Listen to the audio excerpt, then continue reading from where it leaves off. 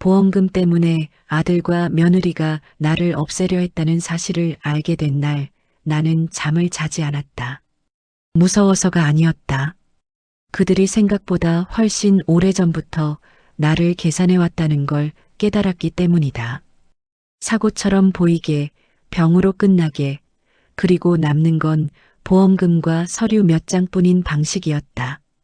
평생 가족을 위해 살아온 어머니를 그들은 보호 대상이 아니라 처리 대상이라고 판단하고 있었다.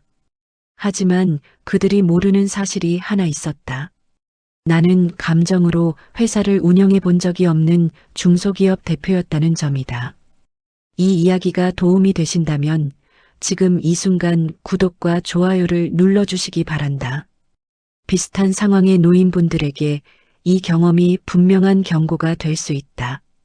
이제부터 내가 어떻게 이 모든 걸 알게 되었는지 차분히 이야기해 보겠다.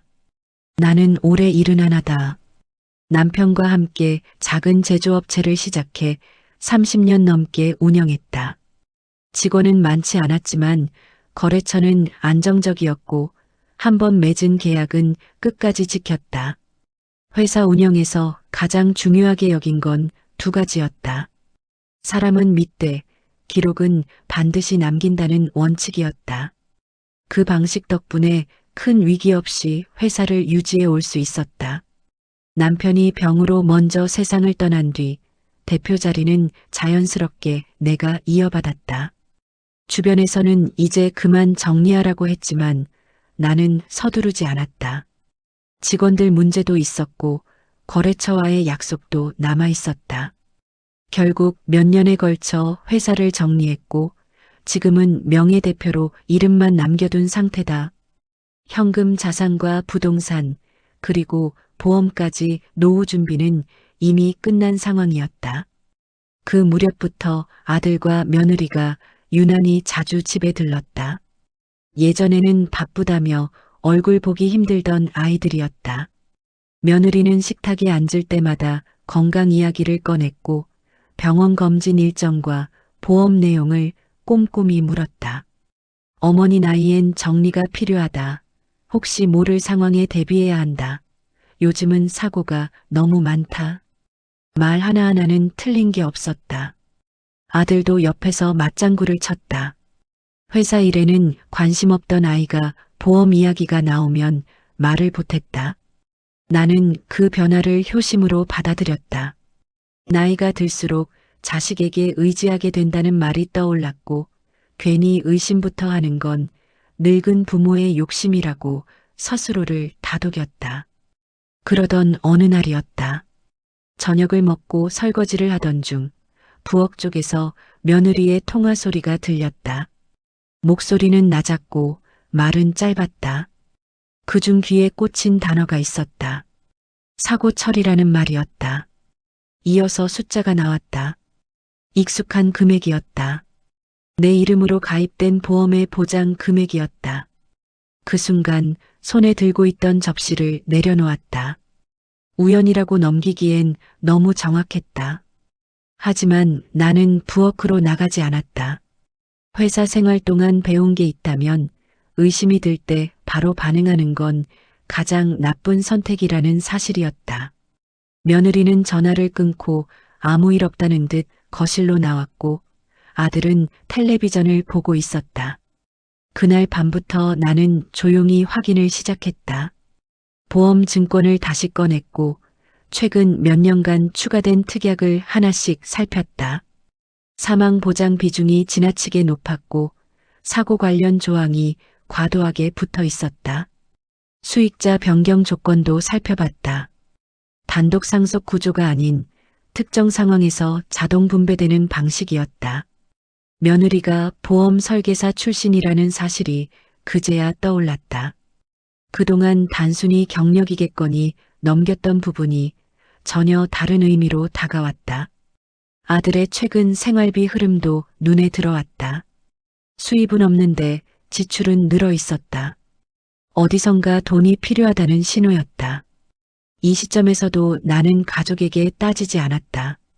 회사에서 문제를 발견했을 때 가장 먼저 하는 일은 상대를 몰아붙이는 게 아니라 구조를 파악하는 일이었다. 누가 언제 무엇을 위해 움직였는지를 알아야 했다. 감정은 그 다음 문제였다. 나는 평생 수많은 사람을 봐왔다. 진짜 걱정하는 사람과 계산하는 사람의 차이는 말투보다 타이밍에서 드러난다. 며느리의 관심은 지나치게 빨랐고 아들의 태도는 지나치게 조용했다. 둘의 움직임은 마치 이미 결론이 정해진 것처럼 맞물려 있었다. 그날 이후 나는 마음속으로 하나를 정했다. 도망치지 않겠다고. 겁을 먹고 관계를 끊는 대신 대표로 살아온 방식 그대로 움직이겠다고. 기록하고 확인하고 대비하는 방식 말이다. 그 선택이 앞으로 어떤 결과를 가져올지는 그때는 아직 아무도 몰랐다. 며느리는 보험 서류를 들고 왔다. 그냥 이야기만 하던 때와 달리 이번에는 파일까지 준비돼 있었다. 종이 가장자리에는 형광펜 자국이 남아 있었고 서명해야 할 부분에는 이미 체크 표시가 돼 있었다. 예전에 가입한 보험을 다시 정리해야 한다며 지금이 가장 좋을 시기라고 했다. 설명은 막힘이 없었다. 보장 범위, 특약 조건, 하나하나 정확했다. 하지만 방향은 분명했다. 치료와 회복이 아니라 사고와 사망에 맞춰져 있었다. 며느리는 혹시 모를 일을 대비하는 거라고 했지만 혹시라는 말이 유난히 자주 나왔다. 나는 그 자리에서 서명을 하지 않았다. 나이 들어 중요한 건 서두르지 않는 거라며 며칠만 시간을 달라고 했다. 며느리는 잠깐 당황한 표정을 지었지만 곧 웃으며 알겠다고 말했다. 그 반응이 오히려 확신을 주었다. 정말 급한 사람이 아니라면 그렇게 바로 물러나지 않는다. 며칠 뒤 병원 이야기가 나왔다.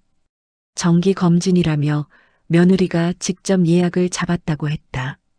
병원 이름, 요일, 시간까지 이미 정해져 있었다. 평소 다니던 병원이 아니라 집에서 조금 떨어진 곳이었다. 이유를 묻자 요즘은 그 병원이 더 정밀하다고 답했다. 아들은 그 옆에서 별말 없이 고개만 끄덕였다. 예전 같으면 굳이 멀리 갈 필요 있겠냐며 말을 보탰을 아이였다. 하지만 그날은 달랐다. 병원 일정에 대해서는 아무 질문도 하지 않았다. 검진날 며느리는 유난히 신경을 썼다. 전날부터 식사는 어떻게 해야 하는지, 아침엔 물만 마셔야 하는지까지 챙겼다. 병원에 도착하자 접수부터 검사 순서까지 막힘없이 진행했다. 마치 여러 번 와본 사람처럼 익숙했다. 검사는 길지 않았다. 의사는 큰 문제는 없다고 했다. 나이에 맞는 수치라는 말도 덧붙였다. 며느리는 그 말을 듣고도 안심하지 않았다. 혹시 모를 상황을 대비해야 한다며 추가 검사를 권했다. 의사는 고개를 저었고 그제야 며느리는 물러났다. 집으로 돌아온 날 저녁 아들이 말을 꺼냈다. 혹시라도 갑자기 무슨 일이 생기면 절차가 복잡해진다며 미리 위임장을 써두는 게 어떻겠냐는 이야기였다. 회사 일과 상관없는 개인 위임장이었다. 나는 이미 재산 정리를 끝낸 상태였고 법적으로도 문제가 없다는 걸 알고 있었다. 나는 이번에도 바로 답하지 않았다. 서류는 천천히 봐야 한다며 다음에 이야기하자고 했다. 아들은 더 말을 잇지 않았다. 대신 며느리가 대신 설명을 이어갔다. 다 어머니를 위한 거라는 말로 마무리했다. 그날 밤 나는 하루를 다시 정리했다. 보험 서류, 병원 일정, 위임장 이야기. 각각 따로 보면 평범한 일이었다. 하지만 한 줄로 이어보니 흐름이 분명했다. 준비는 이미 시작돼 있었고 순서대로 진행되고 있었다. 며칠 뒤 며느리는 다시 약 봉투를 들고 왔다. 병원에서 받은 약이라며 복용 시간을 자세히 설명했다. 그런데 약 봉투에 적힌 병원 이름이 내가 다녀온 곳과 달랐다. 같은 검진 날짜였지만 기록은 다른 곳을 가리키고 있었다. 나는 그 자리에서 아무 말도 하지 않았다. 약은 받아두고 감사하다고 했다. 며느리는 약을 언제 먹는지 다시 한번 확인했다. 아침인지 저녁인지 식전인지 식후인지까지. 그 관심은 필요 이상으로 세밀했다. 이쯤 되자 우연이라는 말은 설 자리를 잃었다. 서명, 병원, 위임장, 약. 하나라도 빠졌다면 애매했을 것이다. 하지만 네 가지가 같은 방향으로 움직이고 있었다. 나는 그날부터 행동을 바꿨다. 서류는 눈에 보이는 곳에 두었고 약은 다른 자리에 보관했다. 병원 일정도 일부러 헷갈리게 말했다. 그리고 그때마다 아들과 며느리의 반응을 살폈다. 작은 변화에도 두 사람은 빠르게 반응했다. 이제 더는 모른 척할 수 없었다. 하지만 아직은 드러낼 때가 아니었다. 회사에서 문제가 생겼을 때처럼 마지막 확인이 남아 있었다. 이게 정말 실행 단계인지 아니면 끝까지 말뿐인 계산인지 그 답은 조만간 나올 수밖에 없었다. 며느리는 약 봉투를 들고 왔다. 병원에서 받아왔다며 복용 시간을 하나하나 설명했다. 아침에는 이 약, 저녁에는 저 약. 식전인지 식후인지까지 정확하게 짚었다. 마치 외우고 온 사람처럼 막힘이 없었다. 나는 봉투를 받아들고 고개를 끄덕였다. 겉으로 보기엔 평범한 약 봉투였다. 이름, 용량, 복용법이 적혀 있었고 특별히 눈에 띄는 경고 문구도 없었다. 하지만 봉투 상단에 적힌 병원 이름이 내가 다녀온 곳과 달랐다. 검진 날짜는 같았지만 병원은 달랐다. 며느리는 그 차이를 설명하지 않았다. 설명이 필요 없다는 듯 자연스럽게 넘어갔다. 대신 언제 먹는지가 중요하다고 거듭 강조했다. 특히 첫 복용 시간에 대해서는 2번이나 확인했다. 아들은 그 옆에서 별말을 하지 않았다. 예전 같으면 약 성분이 뭐냐, 꼭 먹어야 하느냐고 물었을 아이였다. 그날은 며느리 말을 그대로 받아 적듯 고개만 끄덕였다. 나는 그날 밤 약을 바로 먹지 않았다. 다음 날 약국에 들렀다. 봉투를 내밀며 성분을 확인해 달라고 했다. 약사는 처방전을 한 번 더 들여다보더니 고개를 갸웃했다.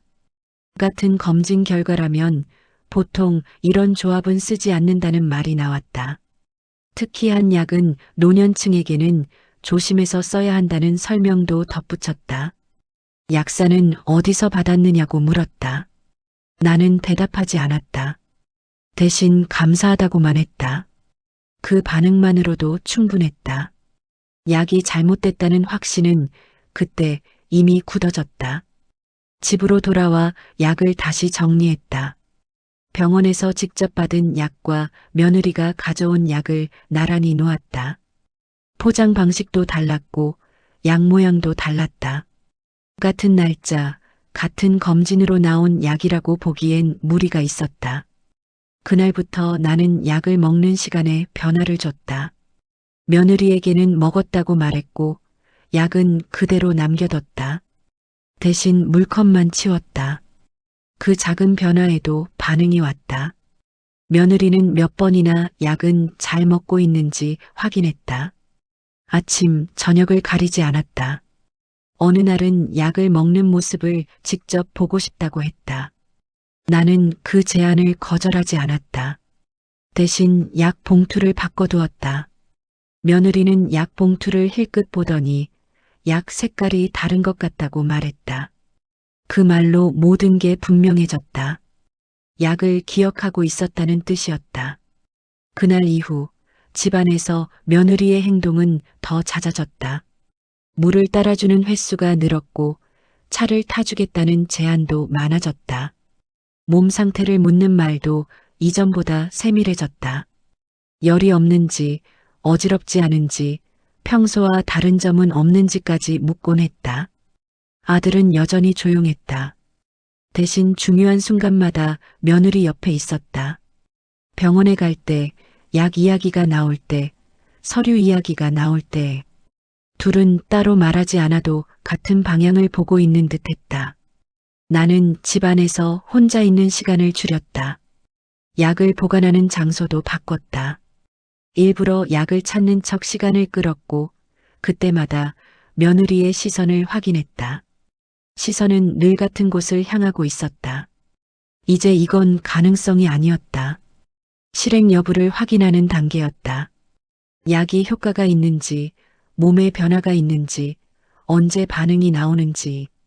며느리의 질문은 점점 구체적으로 바뀌었다. 며칠째인지, 언제 먹었는지, 얼마나 먹었는지. 그 질문들은 우연히 나올 수 있는 종류가 아니었다. 그날 밤 나는 약 봉투와 약사에게 들은 설명을 정리해 두었다. 날짜와 시간, 며느리의 말투까지 함께 적었다. 회사에서 문제가 생기면 늘 하던 방식이었다. 사실을 나열하고 해석은 나중에 했다. 아들과 며느리는 내가 여전히 아무것도 모른다고 생각했을 것이다. 약을 잘 먹는 어머니, 말을 잘 듣는 노인 대표 정도로 봤을 것이다. 하지만 그들이 보지 못한 게 하나 있었다. 나는 이미 약을 먹는 사람이 아니라 약을 분석하는 사람이 되어 있었다. 이제 남은 건 하나였다. 이게 단순한 통제인지 아니면 끝까지 가려는 시도인지. 그 답은 더 이상 멀지 않아 보였다. 약을 둘러싼 상황이 분명해진 뒤에도 집안은 겉보기엔 평소와 다르지 않았다. 아들과 며느리는 여전히 같은 시간에 밥을 먹었고 같은 말투로 안부를 물었다. 하지만 그 질문의 내용은 이전과 달랐다. 몸 상태, 어지럼 여부, 약 복용 시간. 관심은 늘 같은 지점으로 모였다. 나는 그날부터 생활 패턴을 기록하기 시작했다. 대단한 준비는 아니었다. 오래전 회사에서 쓰던 작은 수첩을 다시 꺼냈다. 날짜와 시간, 그리고 있었던 일을 순서대로 적었다. 누가 어떤 말을 했는지, 그 말이 나온 상황은 무엇이었는지까지 빠짐없이 남겼다. 첫 번째로 적힌 건 약 이야기였다. 며느리가 약을 언제 가져왔는지, 복용 시간을 몇 번이나 확인했는지, 내가 약을 먹었다고 말했을 때의 반응. 그날 밤 며느리는 유난히 안심한 표정을 지었다. 그 표정도 그대로 적었다. 며칠 뒤 또 하나의 변화가 있었다. 며느리가 집 안정리를 돕겠다며 약통과 서류를 한 곳에 모아두자고 했다. 보기 좋게 정리하자는 말이었지만 약의 위치를 정확히 파악하려는 의도가 보였다. 나는 그 제안을 받아들였다. 대신 일부러 약통 하나를 다른 곳에 두었다. 반응은 빨랐다. 며느리는 그날 저녁 약통이 하나 부족하다고 말했다. 내가 치웠다고 생각했다며 다시 찾아보자고 했다. 약의 개수와 위치를 기억하고 있다는 뜻이었다. 나는 그 상황을 수첩에 그대로 적었다. 시간은 오후 8시 30분이었다. 아들은 여전히 조용했지만 중요한 순간마다 며느리 편에 서 있었다.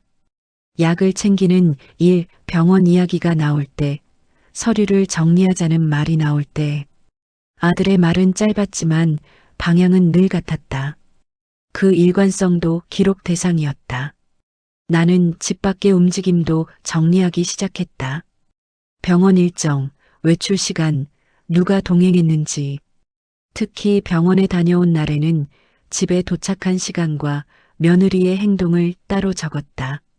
물을 따라주는 타이밍, 약 이야기를 꺼낸 순서, 몸 상태를 묻는 질문의 개수까지 세어봤다. 이 기록은 감정을 담기 위한 게 아니었다. 나중에 누군가에게 보여줘야 할지도 모른다는 생각 때문이었다. 회사에서 분쟁이 생기면 늘 그랬다. 말로 설명하는 것보다 시간과 사실을 나열한 종이 한 장이 더 강했다. 며칠이 지나자 패턴이 보이기 시작했다. 약 복용을 확인하는 날에는 며느리가 집에 오래 머물렀고 내가 외출한다고 말한 날에는 동행을 자청했다. 반대로 내가 집에 없을 거라고 하면 질문이 늘었다. 언제 나가는지, 몇 시에 돌아오는지, 혼자인지 아닌지까지. 이쯤 되자 혼자 판단하는 게 위험하다는 생각이 들었다. 기록은 충분했지만 확인이 필요했다. 그래서 오래전 거래처를 통해 알게 된 사람에게 연락했다. 보안 관련 일을 했던 지인이었다. 상황을 자세히 말하지는 않았다. 다만 가족 간 문제로 조심해야 할 게 있는지 묻는 정도였다. 그 사람은 한 가지를 강조했다. 지금 단계에서는 혼자서 결론을 내리지 말고 움직임을 최소화하라는 조언이었다. 특히 약과 관련된 문제는 절대 감정적으로 대응하지 말라는 말도 덧붙였다. 그 말은 내가 이미 하고 있던 선택을 확신으로 바꿔줬다. 그날 이후 나는 더 철저히 기록했다. 말 한마디, 행동 하나를 빠뜨리지 않았다. 아들과 며느리는 내가 이런 준비를 하고 있다는 걸 전혀 눈치채지 못한 듯 했다. 여전히 말을 잘 듣는 어머니, 정리 단계에 들어간 노인 대표로 보고 있는 것 같았다.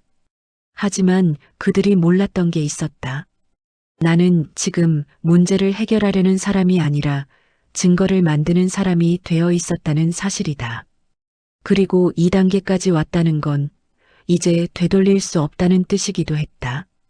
기록이 쌓이자 판단이 쉬워졌다. 하루 이틀의 오해로 넘길 수 있는 수준은 이미 벗어나 있었다. 약, 병원, 서류, 일정. 각각 따로 보면 평범해 보일 수 있었지만 시간 순서로 정리하니 흐름이 분명했다. 누군가는 내가 어떻게 움직이는지 계속 확인하고 있었고 그 확인은 점점 촘촘해지고 있었다. 그날 아침 며느리는 유난히 일찍 움직였다. 평소보다 1시간 먼저 부엌 불이 켜졌고 내가 일어나기도 전에 물컵이 식탁에 놓여 있었다. 약은 보이지 않았다. 대신 약을 먹고 나면 마시라며 물부터 챙겼다. 나는 그 장면을 그대로 수첩에 적었다. 시간과 함께 아침 식사 후 며느리는 병원 이야기를 꺼냈다. 지난번 검사 결과를 다시 한번 확인해 보자는 말이었다. 같은 병원, 같은 요일, 같은 시간대였다. 이유를 묻자 지난번엔 바빠서 충분히 설명을 못 들었다고 했다. 나는 고개를 끄덕였다. 그리고 일정은 조율해 보겠다고만 말했다. 그날 오후 아들이 회사 관련 서류를 정리하다 발견했다며 봉투 하나를 내밀었다. 오래된 서류라며 혹시 필요 없는 건 정리해도 되겠냐고 물었다. 봉투 안에는 예전에 작성했던 개인 관련 문서 사본이 들어 있었다. 이미 정리된 사안이었다. 다시 꺼낼 이유가 없었다. 나는 서류를 다시 돌려주며 보관하겠다고 했다. 아들은 더 묻지 않았다. 대신 며느리가 나서서 요즘은 혹시 모르니 여러 번 확인하는 게 좋다고 덧붙였다.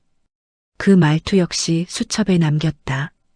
말의 내용보다 타이밍이 중요했기 때문이다. 이쯤 되자 혼자 판단하는 게 위험하다는 생각이 들었다.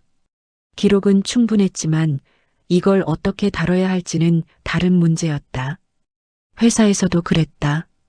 문제가 생겼을 때 가장 위험한 건 혼자 결론을 내리고 혼자 움직이는 경우였다.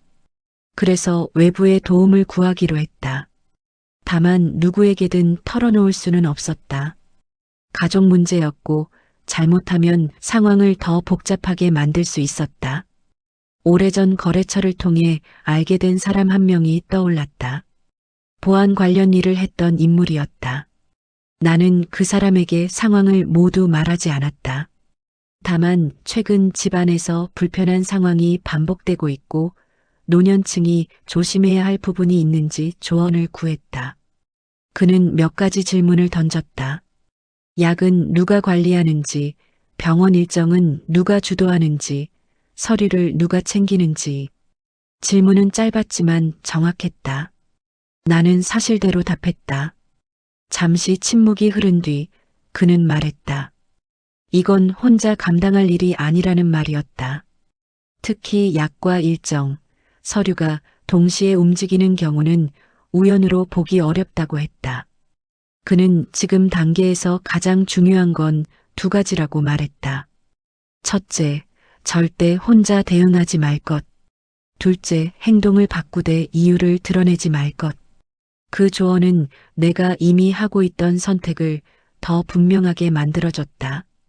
통화를 마친 뒤 나는 생활 패턴을 조금 더 조정했다. 약을 먹는 시간은 일정하게 유지하되 장소를 바꿨다. 외출 시간은 일부러 유동적으로 만들었다. 병원 일정에 대해서도 확답을 피했다. 그 변화에 대한 반응은 빠르게 나타났다. 며느리는 약을 먹는 장소가 바뀐 걸 바로 알아챘다. 물컵 위치가 달라졌다며 다시 원래대로 두는 게 좋겠다고 했다. 아들은 병원 일정이 언제로 정해졌는지 다시 물었다. 두 사람의 질문은 점점 구체적으로 변했다. 나는 그 모든 반응을 기록했다. 그리고 이제 확신했다. 이건 단순한 과잉 걱정이 아니라 계획의 일부였다. 그리고 그 계획은 이미 실행 단계에 들어와 있었다. 그날 밤 나는 수첩을 다시 펼쳤다. 처음 의심이 시작된 날부터 오늘까지 모든 날짜가 빼곡했다. 이 기록을 혼자만 쥐고 있을 이유는 없었다. 이제는 누군가와 함께 봐야 할 단계였다. 나는 다시 한번 그 사람에게 연락했다. 이번에는 더 구체적으로 물었다. 만약 이 상황이 계속된다면 어떤 준비가 필요하냐고. 그는 짧게 답했다. 환경을 점검해야 한다고. 집안 동선, 외부 이동, 그리고 기록의 보관 방식까지. 통화를 끊고 나서 나는 결정을 내렸다. 이건 가족 간 말로 풀 문제가 아니었다. 감정으로 접근하면 반드시 손해를 본다. 회사 대표로 살아오며 배운 가장 중요한 교훈이었다. 이제부터는 혼자가 아니었다. 그리고 이 선택이 앞으로 벌어질 일들을 완전히 바꾸게 된다. 집안의 움직임을 점검하는 데는 생각보다 시간이 오래 걸리지 않았다. 이미 기록이 충분히 쌓여 있었기 때문이다. 외부 조언을 받은 뒤 나는 집을 다시 보기 시작했다. 어디서 누가 무엇을 볼 수 있는지, 어떤 행동이 쉽게 노출되는지 하나씩 확인했다. 가장 먼저 바꾼 건 생활 동선이었다. 아침에 일어나는 시간은 그대로 두되 움직이는 순서를 바꿨다. 물을 마시는 장소, 약을 두는 위치, 전화 통화를 하는 자리까지 조금씩 조정했다. 큰 변화는 아니었지만 익숙한 흐름을 깨기에는 충분했다. 반응은 바로 나타났다. 며느리는 물컵이 놓이는 위치를 다시 옮겨두었다. 예전 자리가 더 편하지 않냐는 말과 함께였다. 약 봉투도 자연스럽게 원래 자리에 돌아와 있었다. 누가 건드리지 않으면 알 수 없는 변화였다. 나는 그 사실을 그대로 적었다. 시간과 함께 며칠 뒤에는 몸 상태 이야기를 먼저 꺼냈다. 요즘 들어 기운이 없다는 말, 어지러운 날이 있다는 말. 과장하지도 자세히 설명하지도 않았다. 며느리는 그 말에 즉각 반응했다. 표정이 먼저 바뀌었고 이어서 병원 이야기가 나왔다. 이번에는 이전과 다른 병원 이름이 나왔다. 멀지 않은 곳이라며 예약도 어렵지 않다고 했다. 나는 바로 답하지 않았다. 며칠 생각해 보겠다고만 했다. 그 사이 며느리는 하루에 2번씩 상태를 물었다. 아침과 저녁 거의 같은 시간이었다. 아들도 달라졌다. 예전에는 며느리가 먼저 나서던 질문을 이제는 아들이 먼저 꺼냈다. 식사는 잘했는지, 잠은 어땠는지, 약은 규칙적으로 먹고 있는지. 말은 부드러웠지만 질문은 정확했다. 둘의 역할이 조금씩 바뀌고 있었다. 나는 그 흐름을 그대로 두었다. 오히려 더 분명하게 보이기 시작했기 때문이다. 며칠 뒤 일부러 외출 계획을 흘렸다. 혼자 나가겠다는 말, 저녁 늦게 돌아올 수도 있다는 이야기. 며느리는 곧바로 동행을 제안했다. 혼자는 위험하다는 말이 뒤따랐다. 나는 괜찮다며 거절했다. 그날 저녁 며느리는 평소보다 늦게까지 집에 머물렀다. 아들도 함께였다.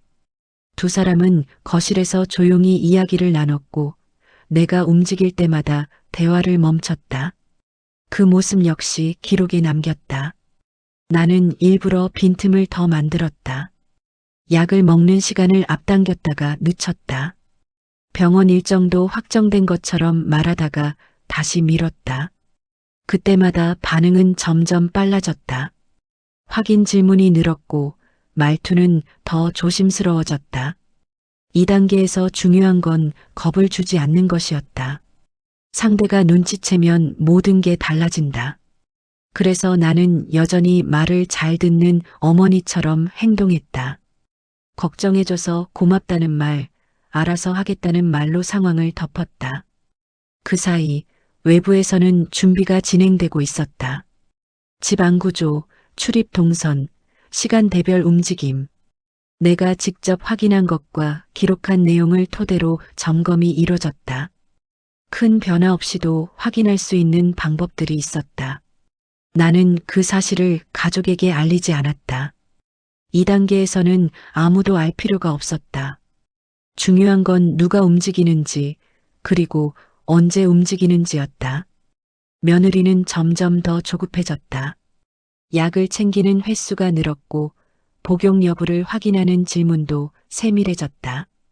며칠째인지, 어느 시간대가 가장 편한지, 먹고 나서 변화는 없는지. 질문은 점점 구체적인 답을 요구했다. 아들은 여전히 말을 아꼈지만 결정적인 순간에는 며느리 쪽에 섰다. 병원 이야기가 나올 때, 외출 이야기가 나올 때, 서류 이야기가 다시 언급될 때, 그 선택 역시 기록에 남겼다. 나는 그제야 확신했다. 이건 더 이상 준비가 아니라 실행을 앞둔 점검 단계라는 걸. 그래서 한 가지를 더 했다. 일부러 몸이 안 좋은 척했다. 큰 연기는 아니었다. 평소보다 느린 움직임, 조금 줄어든 식사량. 그 정도였다. 반응은 예상보다 빨랐다. 며느리는 그날 밤 늦게까지 잠들지 않았다. 아들은 다음날 아침 병원 이야기를 다시 꺼냈다. 그때 나는 고개를 끄덕였다. 일정은 잡아보자고 말했다. 그 순간 둘의 표정이 잠깐 바뀌었다. 안도와 긴장이 섞인 표정이었다. 아주 짧은 순간이었지만 충분했다. 나는 그날 밤 마지막으로 수첩을 정리했다. 이제 더 확인할 건 없었다. 필요한 건 모두 모였다. 그리고 2단계까지 왔다는 건 더 이상 뒤로 물러날 수 없다는 뜻이기도 했다. 병원 일정이 잡힌 뒤부터 집안의 공기는 더 조용해졌다. 말이 줄어든 게 아니라 불필요한 말이 사라졌다. 필요한 말만 오갔다. 언제 나가는지, 몇 시에 돌아오는지, 약은 먹었는지. 질문은 짧았고 목적은 분명했다. 그날 아침 며느리는 약 봉투를 직접 건넸다. 이번엔 설명이 더 간단했다. 이미 여러 번 말한 내용이라는 듯 복용 시간만 다시 확인했다. 아들은 그 모습을 지켜보고 있었다.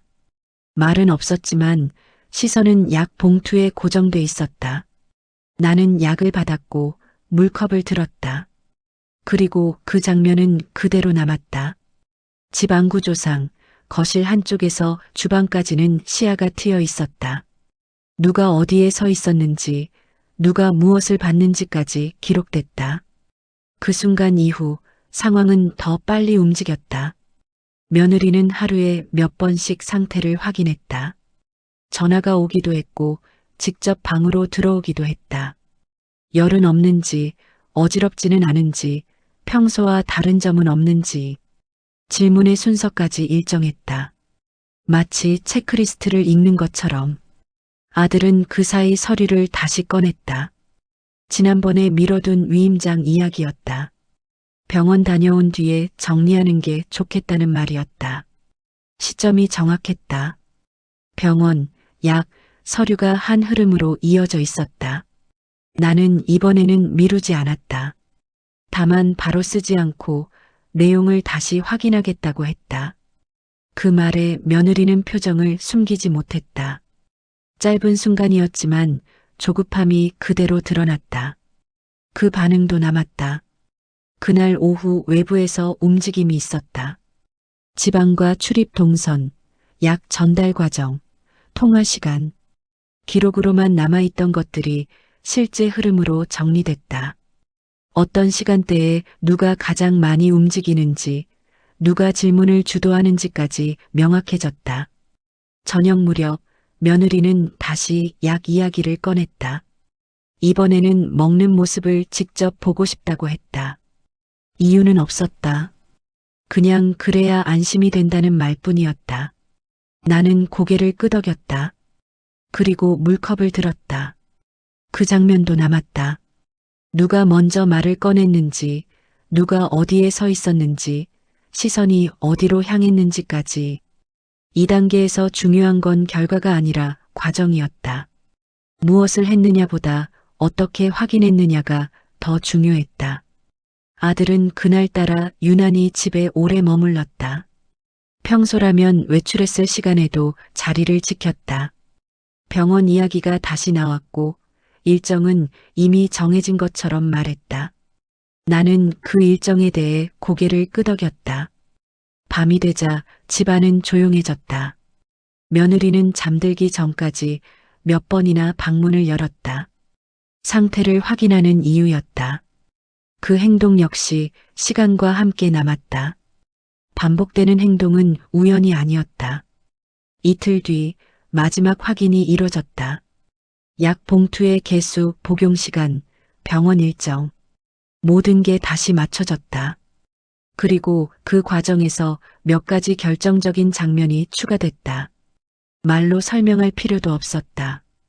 기록과 흐름이 그대로 보여주고 있었다. 이제 더 기다릴 이유는 없었다. 필요한 건 이미 다 모였다. 계획의 구조, 실행 직전의 움직임, 그리고 반복된 확인 과정까지. 누군가 의도를 부정하려 해도 이 흐름은 설명이 불가능했다. 그날 밤 나는 마지막으로 정리했다. 날짜별로 정렬된 기록, 확보된 장면, 통화 시간.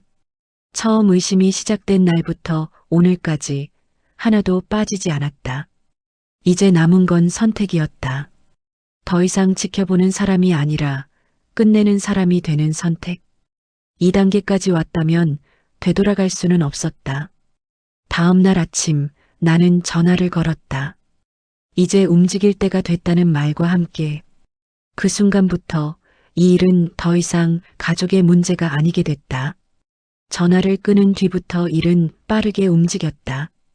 더 이상 집안에서 확인할 건 없었다. 기록은 충분했고 흐름도 명확했다. 이제는 판단이 아니라 절차의 문제였다. 다음 날 아침 병원 일정은 그대로 진행됐다. 며느리는 평소보다 더 일찍 집에 도착했고 아들은 함께 움직였다. 두 사람 모두 평소보다 말이 적었다. 질문은 줄었고 확인만 남아 있었다. 병원에 도착하자 며느리는 접수부터 진료 순서까지 자연스럽게 안내했다. 마치 여러 번 와본 것처럼 움직였다. 나는 그 흐름에 맞춰 자리에 앉았고 아무 말도 하지 않았다. 대신 상황은 그대로 기록됐다. 진료실 앞에서 아들이 위임장 이야기를 다시 꺼냈다. 오늘 안에 정리하면 마음이 편해질 거라는 말이었다. 나는 고개를 끄덕이며 서류를 받아들었다. 그리고 그 순간 준비된 절차가 시작됐다. 대기실 한쪽에서 담당자가 다가왔다. 신분 확인과 함께 몇 가지 질문이 이어졌다. 약 복용 여부, 최근 병원 방문 기록, 서류 관련 사항. 질문은 차분했지만 방향은 분명했다. 며느리의 표정이 처음으로 흔들렸다. 잠시 후 상황은 병원 문제가 아니라는 설명이 나왔다. 보험사와 관련된 확인 절차가 동시에 진행되고 있다는 말이었다. 며느리는 그 말을 듣자 말을 잃었다. 아들은 무슨 일인지 묻지 못한 채 자리에 서 있었다. 이후 일은 순서대로 흘러갔다. 집안에서 기록된 장면들, 약 전달 과정, 반복된 확인 전화, 일정 조율 내역. 하나하나가 연결돼 설명됐다. 우연으로 넘길 수 있는 지점은 이미 사라진 상태였다. 보험사는 해당 보험의 효력을 정지했다. 조사 결과가 나올 때까지 모든 절차는 중단됐다. 동시에 관련 내용은 수사기관으로 넘어갔다. 그제야 며느리는 상황을 이해한 듯 보였다. 아들은 아무 말도 하지 못했다. 집으로 돌아오는 길은 조용했다. 차 안에서는 아무 말도 오가지 않았다. 그 침묵이 그동안의 모든 계산을 대신 설명해 주는 듯했다. 며칠 뒤 공식적인 통보가 왔다. 보험은 무효 처리됐고 관련 행위에 대한 법적 절차가 시작됐다. 가족이라는 이유로 가볍게 넘어갈 수 있는 단계는 이미 지났다. 기록과 흐름이 모든 걸 말해주고 있었다. 집안은 다시 조용해졌다. 이번에는 이전과 다른 종류의 조용함이었다. 누군가를 감시할 필요도 확인할 필요도 없는 상태였다. 나는 수첩을 덮었다. 더 이상 기록할 이유가 없었기 때문이다. 이 일을 겪으며 한 가지는 분명해졌다. 나이를 먹는다고 판단력이 사라지는 건 아니었다. 다만 준비하지 않으면 가장 가까운 관계에서도 위험은 생길 수 있다는 사실이었다. 나는 살아남았다. 운이 좋아서가 아니었다. 감정 대신 기록을 선택했고 혼자서 끝내려 하지 않았기 때문이다. 회사 대표로 살아오며 배운 방식이 결국 내 삶을 지켜줬다. 지금 이 이야기를 듣고 계신 분들 중에도 비슷한 상황에 놓인 분이 있을 수 있습니다. 가족이라는 이유로 의심을 미뤄두지 마십시오. 기록하고 확인하고 필요하다면 도움을 받으십시오. 지금 바로 실천하면 돌이킬 수 없는 일을 막을 수 있습니다. 도움이 되셨다면 구독과 좋아요, 그리고 주변 분들과의 공유로 더 많은 분께 이 이야기를 전해주시기 바랍니다.